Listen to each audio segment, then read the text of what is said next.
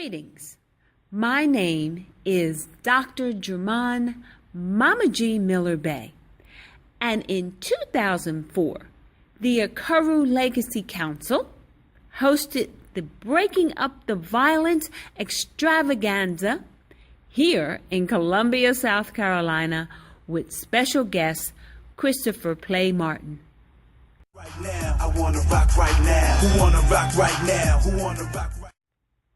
In recognition of October being Domestic Anti-Violence Awareness Month, I am posting a composite video from my personal collection. Them who wanna rock right now? I wanna rock right now. Who wanna rock right now? In the decade since this very incredible event, I sincerely have had the honor to share the AKeru Self-Preservation Seminar around the world. Lights is off, water too, but that's fine, long as we got our weed to relax our mind. They call that blind. Yet I am sad that I still have to teach in 2014 about the need for our communities to stop the violence. Maybe we need to have another breakdancing event. End up in prison or dead or worse like you. And who knows? Maybe Pathfinder Christopher Play Martin would do us the honor of joining us once more. Who wanna rock right now? I wanna rock right now. Who wanna rock right now? His sermon of wisdom is still the truth that so many young people need to hear over and over again. True success is a blessing from the Creator. The laugh, the one to better your crew. Your whole class is an act. So what you trying to prove? You ahead of the pack. So let's begin with the history of breakdancing video that the AKeru Legacy Council produced for middle school students in 2004. Ashe.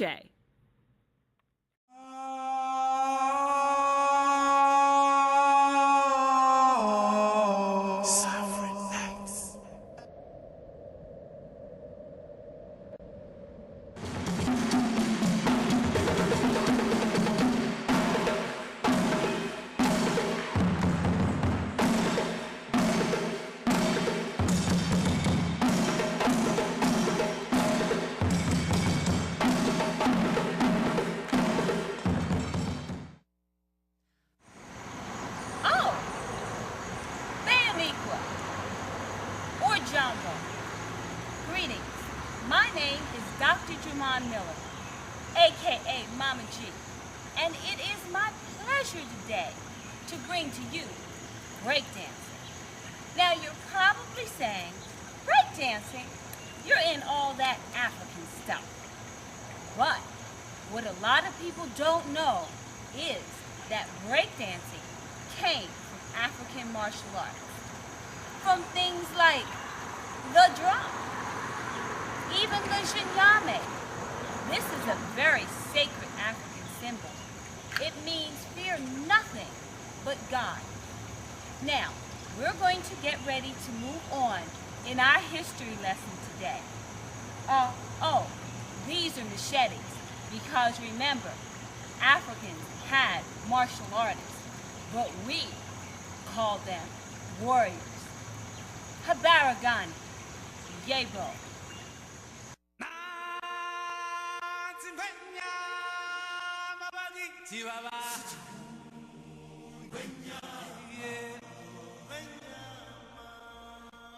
Centuries ago, disputes were settled by a skills challenge. The entire community would encircle the two opponents and begin to clap, chanting in rhythm, calling forth a noon, a song from God. At the height of the boiling point, or what is called a kia, this ring of energy would cause a person's anger to decrease and dissolve, and the healing process to begin.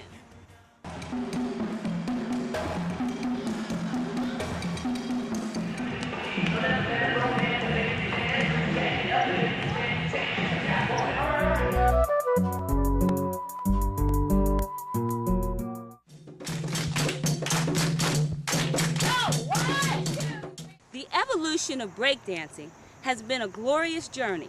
Descending from the African combative sciences, this incredible art form can trace its roots back to ancient African military techniques, which can be found on hieroglyphics dating back to 4000 BCE Old Kingdom.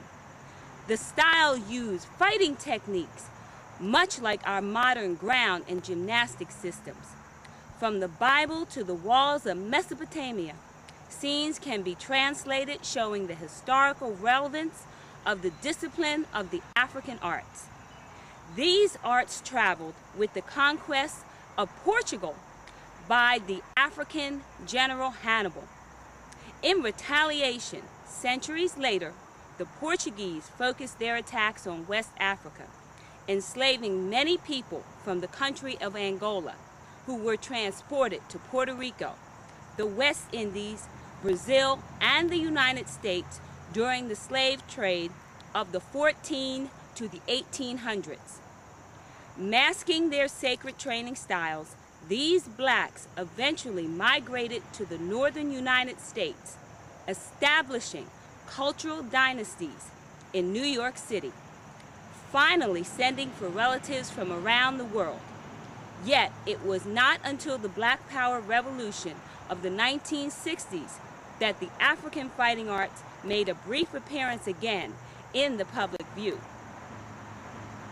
Finally, it was the black youth during the 1970s who resurrected the art form in the Boogie Down Bronx with the Puerto Rican youth who took it to the ground with their techniques. Some of the first black breakers were Fever and Spy, and Batch was one of the first Puerto Rican stylists. The first breaking crews were NYC Breakers, Soul Soul Crew, TDD Crew, Rock City Crew, Young City Boys, and the Dynamic Rockers. This became the ultimate challenge activity, almost eliminating violent gang encounters in many urban cities during the 1980s.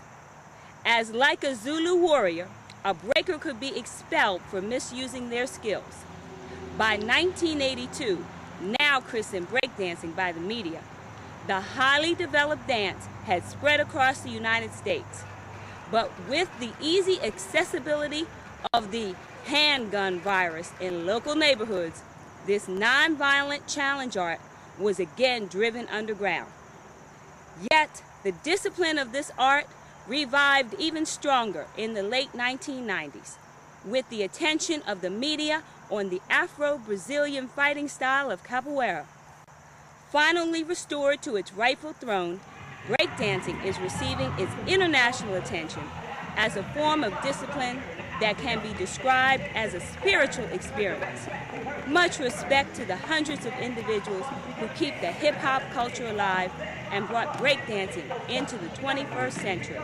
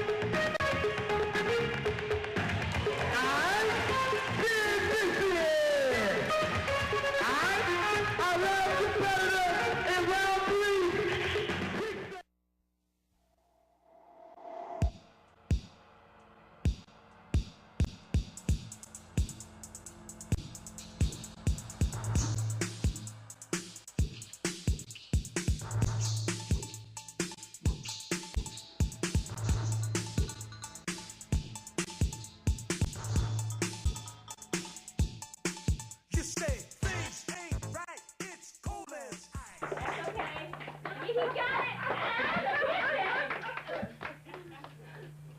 It's a pleasure to meet each and every one of you. I'm not going to take up too much of your time because as kind as the introduction was, not all of it is totally true. I'm part of a community that we call the entertainment community. Is that we specialize in illusions. It's a fancy word that really means lie. I'm a person that got bounced out of 5 high schools growing up. And the only reason why I achieved what I achieved, just to cut right to the chase, is to come here and meet each and every one of you to let you know that without school, well, let me put it to you this way. I'm a firm believer in God. You can achieve whatever you want to achieve without God, but you cannot enjoy it without Him. That's very important for you to know. If you can remember anything that I have to say, please walk away with that. But I didn't know that George Washington was the 9th president. I thought he was the 1st president of the United States. I didn't know that you had to have 1 ounce of blood, black blood, African blood, to be a samurai. So just in this short time being here, I've already can't wait to get on the phone with like 2 or 3 people and show off and tell them, you know, that George Washington was not the 1st president of the United States. I got to speak to you a little bit more, so when they question me, I can back it up with some more truths. But anyway, I'm glad to be here. The minute I walked in the door, I already saw success. That's all I'm around. How many people have ever heard of an actor, comedian by the name of Martin Lawrence before? Have you ever heard of an actress by the name of Tisha Campbell? Chris Tucker, Robin Harris, Bernie Mac? I could go on forever. What do all of those people all have in common? Does anybody know? Yeah, that's true.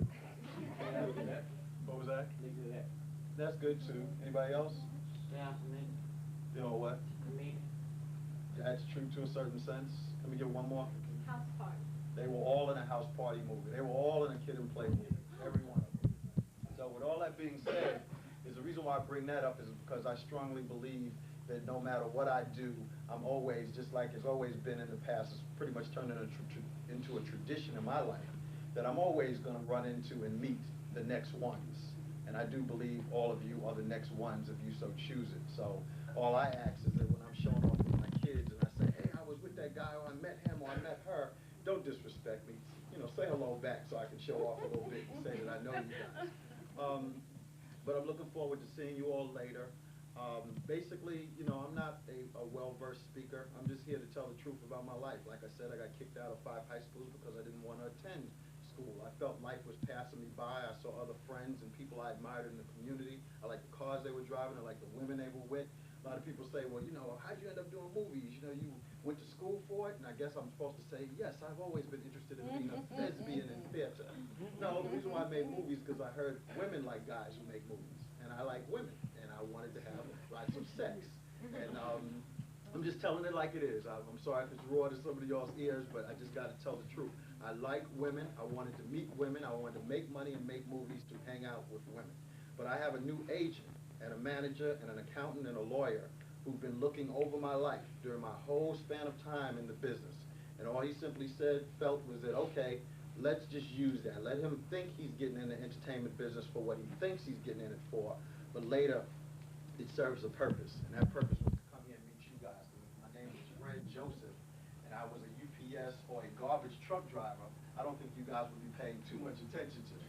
But due to the fact that I have made a couple of movies, maybe I can get your attention for a little while.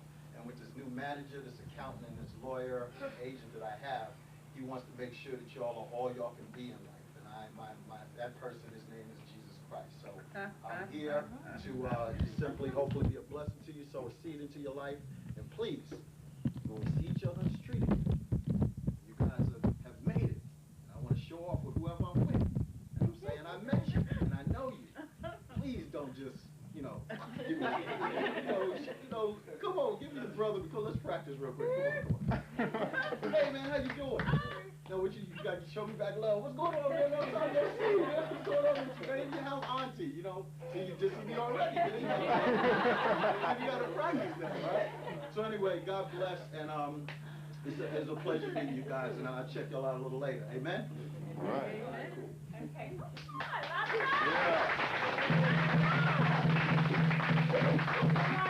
you so much. And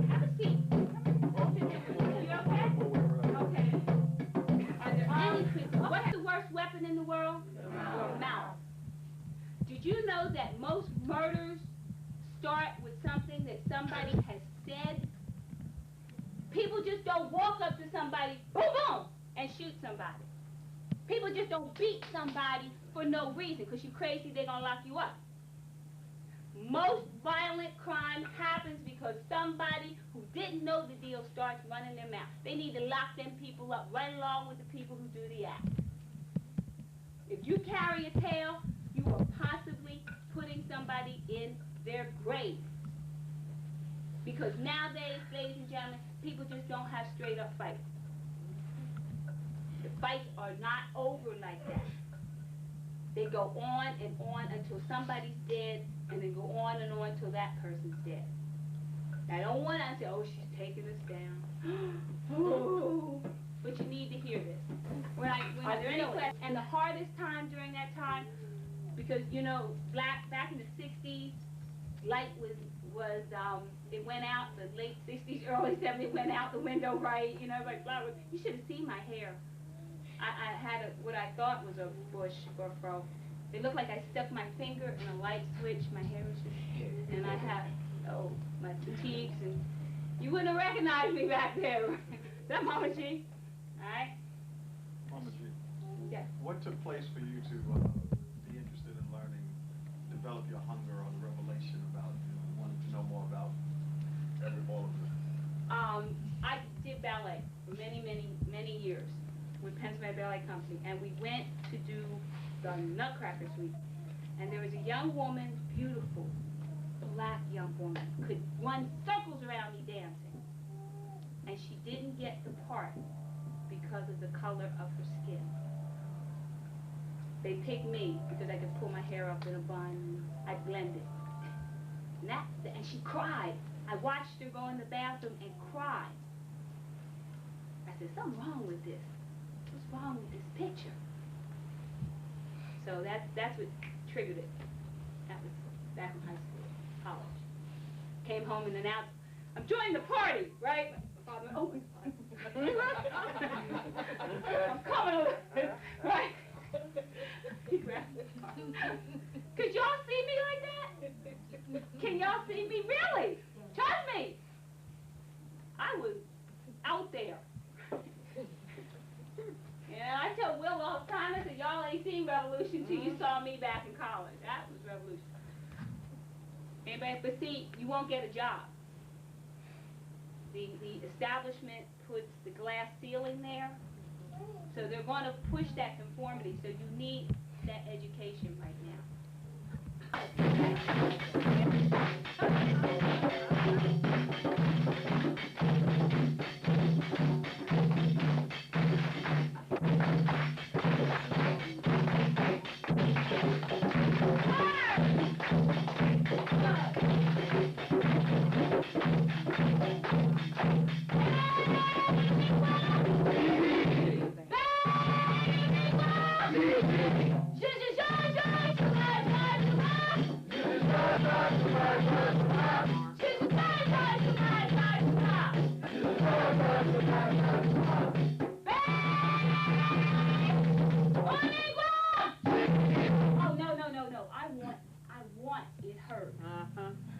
Shaka, can you imagine 50,000 Zulu warriors hollering that? Oh, God! Everybody on the drum going. Ready? Nice and loud. That's it. That's it. I have a camera with the demo. Thank you very much.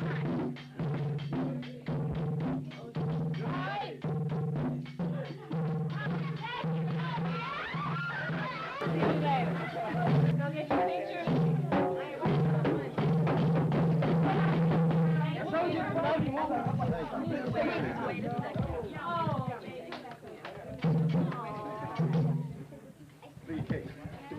Thank you. Thank you. Yeah.